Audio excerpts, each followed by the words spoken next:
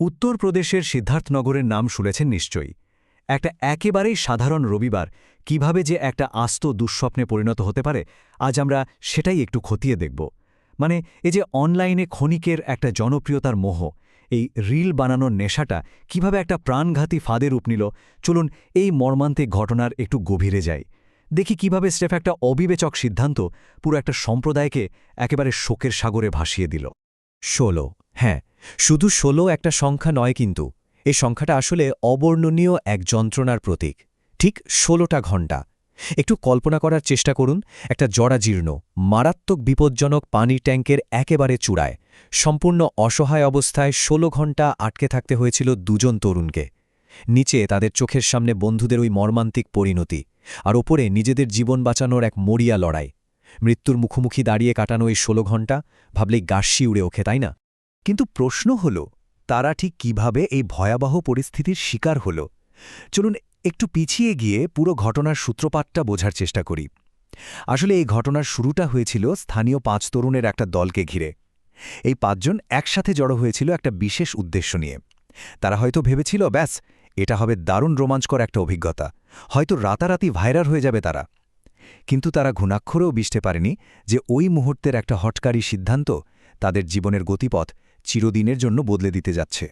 আমাদের আজকের এই আলোচনার সবচেয়ে জরুরি প্রশ্নটা কিন্তু একটাই, কেন কেন এই তরুণরা এত বড় একটা ঝুঁকি নিতে গেল? আসলে এর উত্তরটা লুকিয়ে আছে আমাদের বর্তমান সমাজের একটা গভীর ব্যাধির ভেতরে।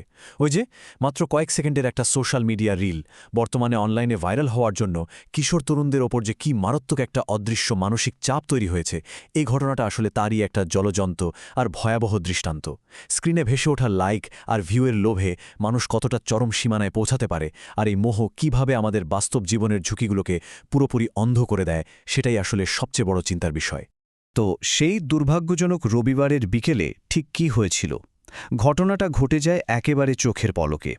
ওই ৫ জন তরুণ যখন সেই পুরনো পানির ট্যাঙ্কের চূড়ায় ওঠার চেষ্টা করছিল, ঠিক তখনই হঠাৎ বিপত্তি। যে মইটার উপর তাদের পুরো ভরসা ছিল, সেটা আচমকা ভেঙে পড়ে।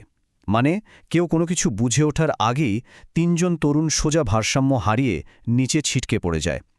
ভিডিও বানানোর একটা সাধারণ স্ট্যান্ড মুহূর্তের মধ্যেই পরিণত হয় এক অপূরণীয় বিপর্যয়। এই অপরিণামদর্শী কাজটার যে কি ভয়াবহ মূল্য দিতে হলো, তা পুরো সিদ্ধার্থনগরবাসীকে একেবারে স্তব্ধ করে দিয়েছে। ওই যে ৩ জন নিচে পড়ে গেল, তাদের মধ্যে সিদ্ধার্থ নামের এক কিশোরের করুণ মৃত্যু হয়। একটা তরতাজা প্রাণ এভাবে অকালে ঝরে গেল, এটা মেনে নেওয়া সত্যি ভীষণ কঠিন। পুরো এলাকায় এখন শুধুই শোকের ছায়া। অন্যদিকে শনি আর গোলু নামের আরও ২ জন মারাত্মকভাবে আহত হয়, যারা এখন হাসপাতালে চিকিৎসাধীন। এই নামগুলো কিন্তু নিছক কোনো তালিকা নয়, এগুলো সোশ্যাল মিডিয়ার ওই অন্ধ অনুকরণে ধ্বংস হয়ে যাওয়া কয়েকটা পরিবারের একেবারে জীবন্ত প্রতিচ্ছবি। নিচে যখন এই মর্মান্তিক অবস্থা, তখন ওপরে শুরু হয়ে গেছে আরেক জীবন মৃত্যুর লড়াই। পবন আর কাল্লু নামের বাকি যে ২ তরুণ, তারা ওই ট্যাঙ্কের চূড়ায় আটকা পড়ে যায়। নিচে নামার একমাত্র উপায় ছিল ওই মইটা, আর সেটাও ততক্ষণে সম্পূর্ণ ভেঙে চুরমার। চোখের সামনে বন্ধুদের এমন ভয়ঙ্কর পরিণতি দেখার পর আকাশ ছোঁয়া একটা ট্যাঙ্কের চূড়ায় কোনো উপায় ছাড়া আটকে থাকার অনুভূতিটা ঠিক কতটা ভয়ানক হতে পারে, একটু ভাবুন তো। এরপর সময়ে গড়াতে থাকে, আর পরিস্থিতি আরও ভয়ঙ্কর রূপ নিতে শুরু করে। রবিবার বিকেলে তারা আটকা পড়েছিল। এরপর নামল রাতের অন্ধকার, আর তার সাথে শুরু হলো প্রবল বৃষ্টি আর চরম প্রতিকূল আবহাওয়া। এই দুর্যোগের কারণে নিচ থেকে যে উদ্ধার তৎপরতা চলছিল, সেটা একেবারেই থমকে যায়। অন্ধকার, বৃষ্টি আর ওই কনকনে ঠান্ডার মধ্যে ওই জরাজীর্ণ কাঠামোর উপরে দুজনের আটকে থাকার সময়টা যেন এক একটা যুগের মতো মনে হচ্ছিল। অবস্থা এমন পর্যায়ে পৌঁছায় যে উদ্ধার কাজটা সম্পূর্ণ ভিন্ন একটা মাত্রায় নিয়ে যেতে হয়।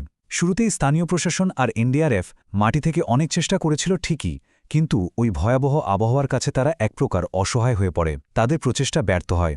শেষমেশ বাধ্য হয়ে রাজ্য সরকারকে এমন একটা সিদ্ধান্ত নিতে হয়, যা সাধারণত চরম কোনো জাতীয় দুর্যোগের সময় নেওয়া হয়ে থাকে। সেন্ট্রাল এয়ার কমান্ডের কাছে আকাশপথে উদ্ধারের জরুরি তলব। মানে একবার ভাবুন, একটা সামান্য রিল ভিডিওর পরিণতি কিভাবে এত বড় একটা প্রশাসনিক সংকটের রূপ নিতে পারে। আর উদ্ধারের জন্য যে যানটা মোতায়েন করা হলো, সেটা কিন্তু যেমন তেমন কোনো হেলিকপ্টার নয়। এটা হলো MI-17V5, সেন্ট্রাল এয়ার কমান্ডের অত্যন্ত উন্নত একটা সামরিক আকাশযান, যেটা মূলত জটিল সামরিক বা ইমার্জেন্সি রেস্কিউ অপারেশনের জন্য তৈরি। অবাক হতে হয় এটা ভেবে যে শুধুমাত্র সোশ্যাল মিডিয়ায় ভাইরাল হওয়ার একটা বেপরোয়া চেষ্টার কারণে রাষ্ট্রকে তার সামরিক বাহিনীর এত বড় আর ব্যয়বহুল সরঞ্জাম মাঠে নামাতে হল। অবশেষে রবিবার ভোরে সেই চরম উৎকণ্ঠার অবসান ঘটে। ভারতীয় বিমানবাহিনীর হেলিকপ্টারটা ঠিক সময়ে ঘটনাস্থলে পৌঁছায় আর শুরু হয় নিখুঁত একটা আকাশ অভিযান। যে দুঃস্বপ্নটা একটানা ১৬ ঘণ্টা ধরে চলছিল, সামরিক বাহিনীর সুসমন্বিত আর অত্যন্ত দ্রুত প্রচেষ্টায় মাত্র ১৫ মিনিটের মধ্যেই তার সমাপ্তি ঘটে। পবন আর কাল্লুকে নিরাপদে উদ্ধার করে সোজা গোরখপুরে নিয়ে যাওয়া হয়। এই ছোট্ট অপারেশনটা তাদের দীর্ঘ যন্ত্রণার অবসান ঘটাল ঠিকই, কিন্তু যে ক্ষতিটা ততক্ষণে হয়ে গেছে সেটা তো আর কোনোভাবেই পূরণ হওয়ার নয়। আমাদের এই মর্মান্তিক তদন্তের একেবারে শেষে এসে সমাজ হিসেবে আমাদের একটা খুব কঠিন সত্যের মুখোমুখি দাঁড়াতেই হবে। যখন সোশ্যাল মিডিয়ায় মাত্র ১৫ সেকেন্ডের একটা রিল বানানোর উন্মাদনা একটা বিশাল সামরিক উদ্ধার অভিযানের রূপ নেয় আর একটা তরতাজা প্রাণের অকাল মৃত্যুর কারণ হয়, তখন আমাদের নিজেদেরকেই প্রশ্ন করতে হবে, অনলাইনে ক্ষণস্থায়ী খাতির এই যে উন্মত্ত সাধনা, এর মূল্য কি আসলেই এত বড় হতে পারে? এটা এমন একটা প্রশ্ন যা আমাদের সবাইকে গভীরভাবে ভাবা প্রয়োজন। এই চিন্তার খোরাক দিয়েই আজকের এই বিশ্লেষণ আমরা এখানেই শেষ করছি।